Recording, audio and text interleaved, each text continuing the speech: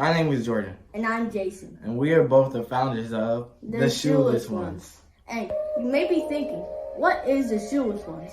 Well, the Shoeless Ones is a nonprofit program that collects and donates athletic shoes and gives them to underserved communities. We've both been playing soccer as long as we can remember, and we've grown a huge passion for it.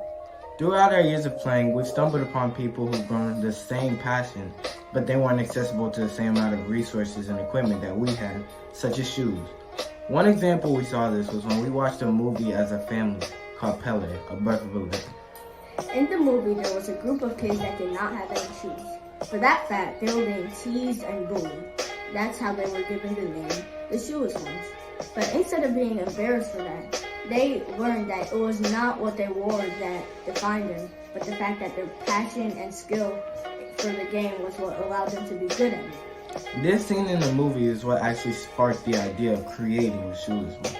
So we want to thank all the individual talents who are partnering with Tech by Choice in order to help us create a website to spread our mission and make our vision come to a reality.